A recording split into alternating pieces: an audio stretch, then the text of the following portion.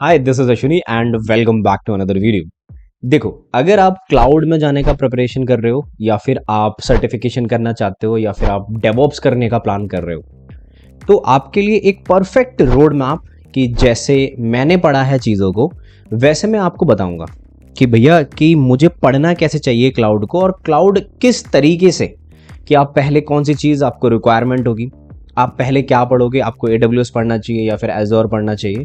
ये सारी चीज़ें मैं आपको बताऊंगा। ठीक है, तो चलो स्टार्ट करते हैं और देखते हैं कि कितनी एक ये जर्नी बहुत अच्छा रोड मैप है, क्योंकि ये completely not related to coding and all. ये हर एक रोड मैप से बहुत ही अलग है। ये आपको कोई भी DSA या फिर कोई भी वेब डेवलपमेंट की दुनिया में लेके नहीं जाएगा।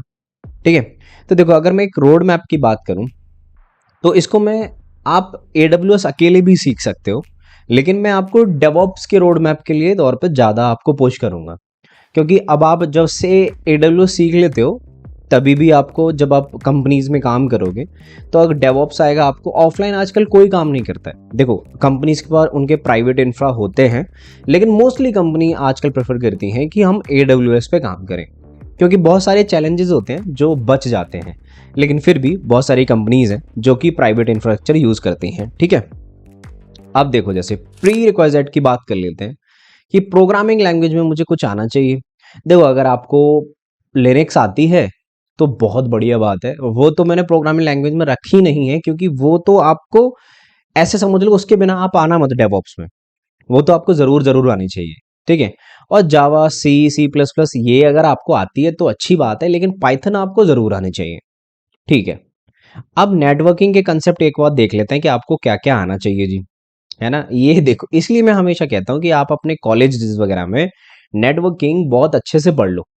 तो जब मैं नेटवर्किंग की बात कर रहा हूँ तो आपको सबनेट, प्राइवेट या फिर पब्लिक नेटवर्क्स यानी कि आईपीज होती हैं, है ना, स्टैटिक डायनामिक आईपी होगी, सिडर नोटेशंस हो गए, फायर, मैंने बहुत सारी चीज़ें इसमें मेंशन भी नहीं की है।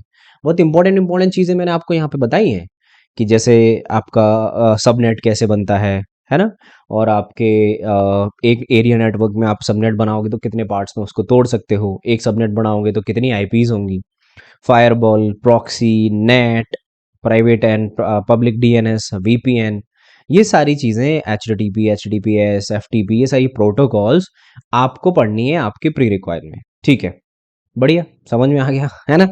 अब ये नेटवर्किंग के कंसेप्ट आपको एक डेवऑप्स इंजीनियर बनने के लिए बहुत ज़्यादा इंपॉर्टेंट है। सिक्योरिटी के प्रोस्पेक्टिव से आपको firewall, reverse proxy, forward proxy, ये इसमें एक अनुमान होना चाहिए कि ये चलती कैसे है।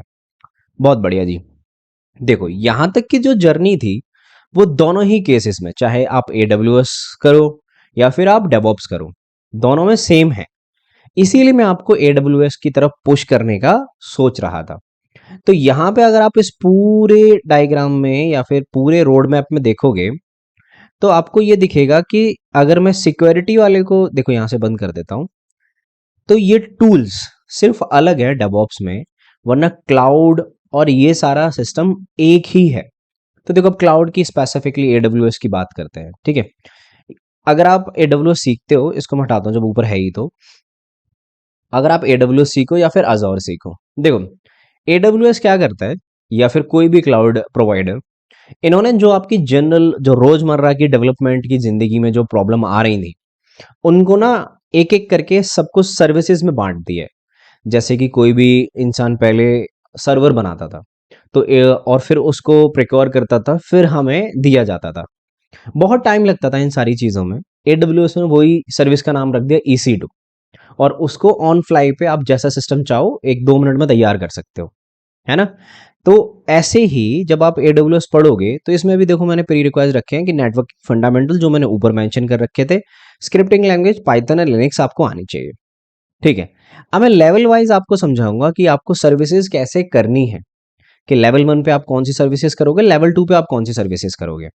तो देखो, EC2, S3, EBS, RDS, DynamoDB and IAM, ये सारी सर्विसेज आप लेवल 1 में करो। अब आपको लगा होगा भैया सब तो VPC करने के लिए बोलते हैं।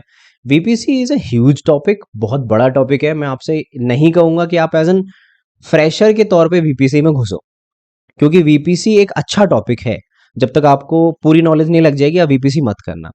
ठीक है, जब आप लेवल 2 पे आओगे तो आप वीपीसी करोगे, ऑटो स्केलिंग करोगे। ऑटो स्केलिंग में आप लॉन्च टेम्पलेट पे जरा ध्यान देना, ठीक है। इसी के अंदर एक सर्विस है लॉन्च टेम्पलेट, वहां आपको पता चलेगा कि ऑटो स्केलिंग में कितनी महत्वपूर्ण होती है वो, ठीक है। राउट 53, ईएलबी, क्लाउड वॉच। और जब आप क्लाउड वॉच करोगे तो आपको पता चलेगा एक्चुअल में कितनी अच्छी सर्विसेज बनाई हैं एडब्ल्यूएस ने, कि सारी चीज़ों को बहुत ईजी कर दिया है। जो हमें प्रॉब्लम्स आती हैं रियल लाइफ में डेवलपमेंट करने में, इन्होंने बहुत ईजी कर दिया है। फिर लेमडा, जब आप लेमडा करोगे तो आपको ये भी पता चलेगा कि अच्छा, कि अगर मान लो कि रात के 12 बजे मुझे, या फिर ऐसे समझ लो कि मैंने एक लैम्डा फंक्शन लगा दिया कि कोई भी इंसान अगर कुछ भी करेगा तो मुझे नोटिफिकेशन आ जाना चाहिए एसएनएस से। तो ये सारी चीज़ें, या फिर मेरा देखो ऑटो स्केलिंग होती है कुछ मैट्रिसेस पे। मैं आपको जब पढ़ाऊंगा ये सारी चीज़ें तब मैं बताऊंगा, लेकिन आपको ये पूरा एक रोड मैप के दौरान चलना है अगर आप अभी पढ़ना चाहते हो तो, ठीक है। चलो, अब मान लो कि मेरी बात आती है, मैंने एडब्ल्यूएस की बात कर ली यहाँ पे खत्म। अब मेरा डेवऑप्स का यहाँ से थोड़ा सा काम स्टार्ट हो जाता है कि मैं डेवऑप्स की चीजें कैसे करूंगा। तो देखो, ये जो ऊपर का पूरा रोड मैप था, ये आपने पूरा, अब ये डेवऑप्स में ही प्री रिक्वायर्स में आ रहे थे एडब्ल्यूएस, और एडब्ल्यूएस के पहले से चीजें आपको क्या आनी चाहिए, नेटवर्किंग। यहां तक आपको क्लियर होना चाहिए। अब बात करते हैं टूल्स एंड टेक्नोलॉजीज की। देखो, अगर डेवऑप्स में आपकी बात करूं तो हर एक चीज के लिए एक टूल है। जैसे CI/CD के लिए आपका गिट एंड जेनकिंस यूज होता है, कंटेनराइजेशन के लिए आपको डॉकर यूज होता है, अब कॉन्फ़िगरेशन मैनेजमेंट के लिए एंसिबल, पिपेट और सैफी यूज होते हैं। अब मैं बोलूं कि कंटेनर ऑर्केस्ट्रेशन के लिए आपका कुबरनेटिस, डॉकर सैम और ओपनशिफ्ट यूज होता है। डॉकर सैम हम बहुत कम यूज करते हैं, लेकिन हम आजकल K8 यूज करते हैं, ठीक है, यानी कि कुबरनेटिस यूज करते हैं।